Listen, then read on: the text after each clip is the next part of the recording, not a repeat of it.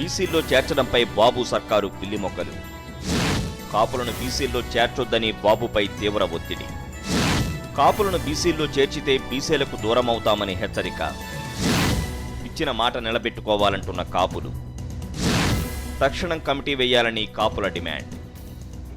విడవమంటే పాము కోపం, కరవమంటే కప్ప కోపమన్న చందంగా తయారైంది కాపులను బీసీల్లో చేర్చే వ్యవహారం. తమను బీసీల్లో చేర్చాలని కాపులు గట్టిగా డిమాండ్ చేస్తుంటే కాపులను వెనుకబడిన తరగతుల జాబితాలో చేర్చొద్దని మిగిలిన బీసీ వర్గాలు గట్టిగా పట్టుబడుతున్నాయి. ఇచ్చిన మాట నిలబెట్టుకోవాలని కాపులు పట్టుబడుతున్నారు. కాపులను బీసీల్లో చేర్చుతామని ఎన్నికలకు ముందు నిర్వహించిన పాదయాత్ర సందర్భంగా చంద్రబాబు హామీ ఇచ్చారు. అధికారంలోకి వచ్చిన వెంటనే ఓ కమిటీ ఏర్పాటు చేసి నిర్ణయం తీసుకుంటామని, కాపుల సంక్షేమం కోసం ఏటా 1000 కోట్లు ఖర్చు చేస్తామని వెల్లడించారు. ఆ భరోసాతోనే గోదావరి జిల్లాలతో పాటు మిగిలిన జిల్లాల్లోని కాపు ఓట్లన్నీ టీడీపీకి గంపగుత్తగా పడ్డాయి. కానీ అధికారంలోకి వచ్చి 10 నెలలు దాటుతున్నా ఇంతవరకు టీడీపీ ప్రభుత్వం కాపుల బీసీ వ్యవహారం జోలికి వెళ్లలేదు. దాన్ని కదపడం తేనెతుట్టిని కదపడమేననే భావన టీడీపీలో వ్యక్తమవుతోంది. కాపులను బీసీల్లో చేర్చితే బీసీల్లోని మిగిలిన వర్గాలు దూరమవుతాయని చాలా మంది బీసీ నేతలు, మంత్రులు, పార్టీలో కీలక నాయకులు చంద్రబాబును హెచ్చరిస్తున్నారు. ప్రస్తుత పరిస్థితుల్లో దాని జోలికి వెళ్లకపోతేనే మంచిదంటున్నారు.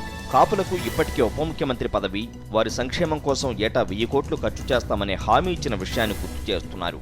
ఆ వర్గాన్ని సంతృప్తి పరిచేందుకు ఇవి సరిపోతాయని టీడీపీలోని బీసీ నేతలు చంద్రబాబుకు సూచిస్తున్నారు. అటు చంద్రబాబు వైఖరిలో మార్పు రావడాన్ని కాపులు జీర్ణించుకోలేకపోతున్నారు. ఎన్నికలకు ముందు ఇచ్చిన హామీని నిలబెట్టుకోవాల్సిందేనని డిమాండ్ చేస్తున్నారు.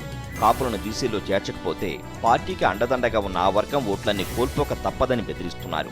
అటు బీసీ నేతల నుంచి వస్తున్న ఒత్తిడి కారణంగానే చంద్రబాబు నాయుడు కాపుల కోసం కమిటీ వేయడం లేదనే వాదనలు వినిపిస్తున్నాయి. మొత్తానికి కాపుల వ్యవహారం టీడీపీలో తీవ్ర కలకలమే సృష్టిస్తోంది.